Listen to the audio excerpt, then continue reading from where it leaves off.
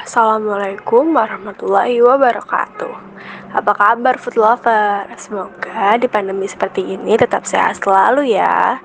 Jaga kesehatan dengan menerapkan protokol dimanapun berada. By the way, selamat datang di podcast perdana kami. Sebelumnya, perkenalkan nama saya Davani Maharani dari kelas 10 IPS 3 sebagai host. Di podcast kali ini saya ditemani para pembicara yang keren-keren loh, yaitu Raina Aulia, Farida Aisyah, dan Nandrin Aisyah. Nah, judul podcast kali ini menarik banget loh food lover, karena kami akan membahas menelaah ancaman terhadap politik NKRI. Karena perlu kita ketahui nih, banyak sekali ancaman terhadap politik NKRI. Nah, kira-kira gimana ya pendapat pembicara kita ini? Sebelumnya, mari sebelum mulai kita berdoa terlebih dahulu. Mari kita lanjut. Menurut Raina, ancaman terhadap politik NKRI apa sih maksudnya?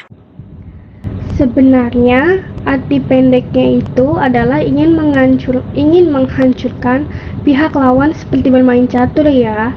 Tapi jawaban yang lebih baiknya adalah setiap usaha dan kegiatan baik dalam maupun luar negeri yang dikategorikan sebagai hal yang membahayakan, mengerikan, merusak, dan memecah belah persatuan dengan menutupinya dengan politik sebagai alasannya.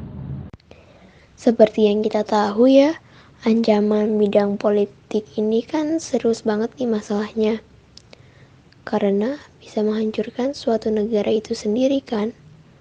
Tapi ancaman itu bisa dari apa aja sih contohnya? Yang pertama, kalau dari luar negeri sih contohnya kayak intimidasi, provokasi, atau ancaman militer yang digunakan supaya negara lain takut. Kalau dari dalam negeri, wah banyak banget nih. Ada KKN, atau korupsi, kolusi, dan nepotisme, politik sara, politik oligarki, kudeta, bahkan terorisme juga bisa dari dalam negeri loh. Wah, banyak sekali ya. Wah, serem banget ya. Tapi penasaran deh. Kan contohnya banyak sekali tuh. Boleh dong dijelasin sedikit tentang beberapa di antaranya? Oh, tentu, justru ini yang paling seru. Mulai dulu dari yang paling sering ditemuin di TV sehari-hari atau di berita atau di koran-koran. KKN atau korupsi, kolusi, dan nepotisme. Kita tahu bahwa manusia kadang suka gelap mata atau bahkan sering suka gelap mata saat ada duit banyak. Ada duit banyak sedikit, sikat. Atau mereka menyalahgunakan kekuasaan demi kantong pribadi mereka nih. Ini masalah yang paling nyusahin, yang paling menyusahkan, yang paling ngeselin. Bahkan sejak zaman Belanda nggak hilang-hilang ini masalahnya. Bayangin, uang bermiliar-miliar yang harusnya digunakan untuk membangun negara malah diambil buat foya-foya, buat jalan-jalan, buat beli barang-barang bagus. Kesel kan?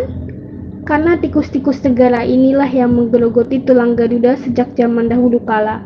Negara kita jadi susah nih majunya.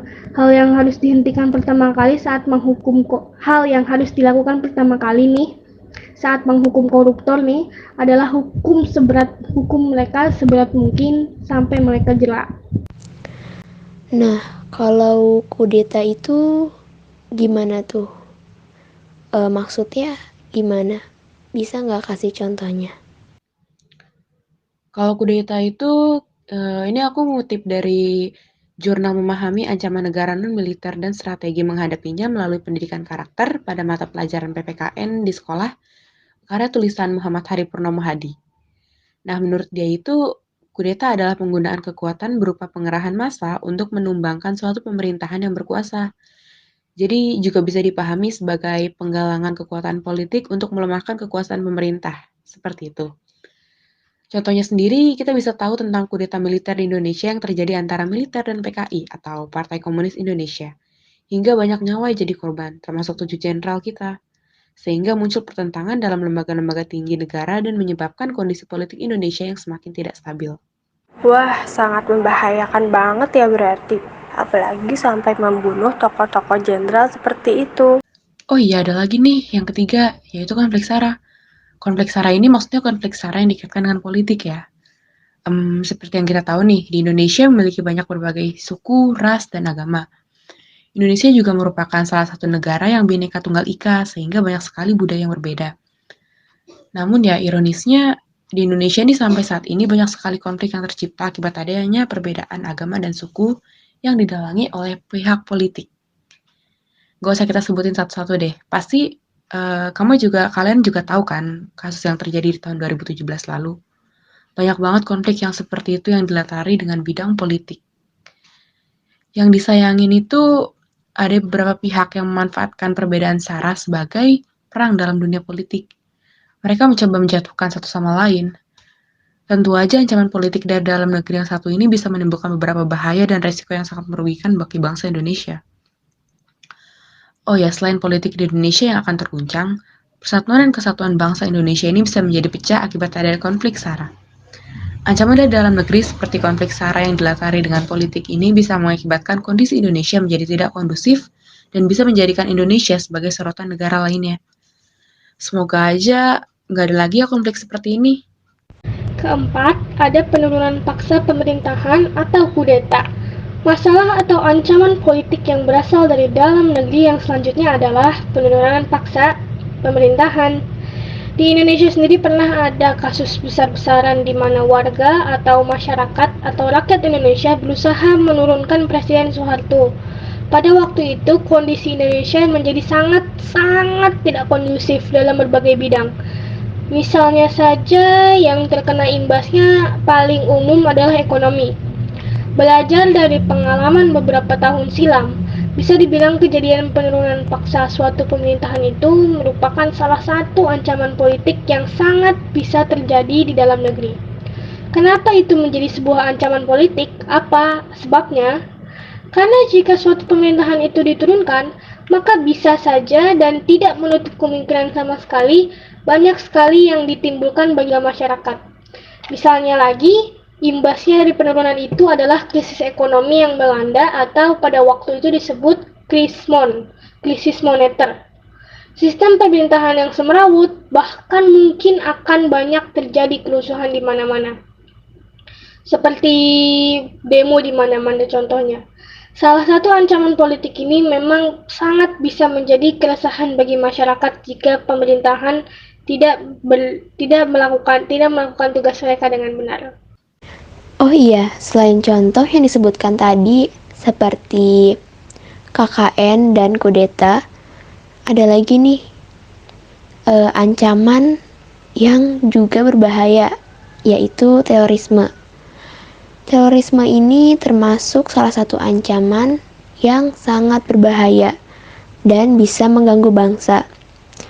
Sebenarnya terorisme ini justru juga banyak berasal dari dalam negeri sendiri.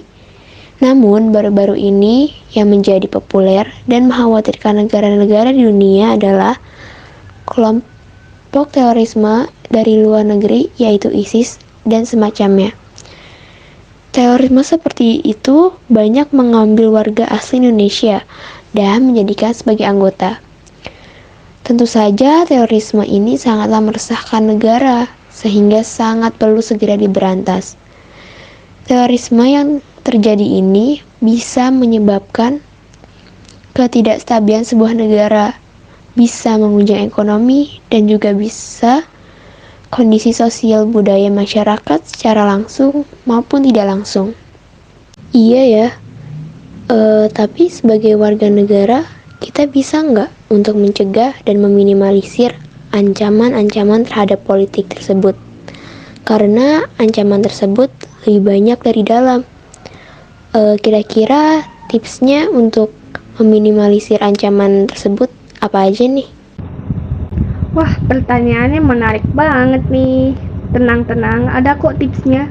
Yang paling utama itu jangan sampai kita jadi provokator atau jadi orang yang menyulut api. Kalau misalnya ada masalah kayak misalnya isu politik atau konflik yang berbau sara gitu-gitu, maka sebagai warga Indonesia yang baik, warga negara yang baik, kita juga harus berusaha untuk menjunjung utama toleransi dan bisa menjadi masyarakat yang bijak, bisa memilah informasi dengan baik dan tidak termakan emosi, seperti itu. Oh iya, aku mau nambahin nih. Untuk tips kedua, kita harus selalu menjadi masyarakat yang taat akan hukum di Indonesia.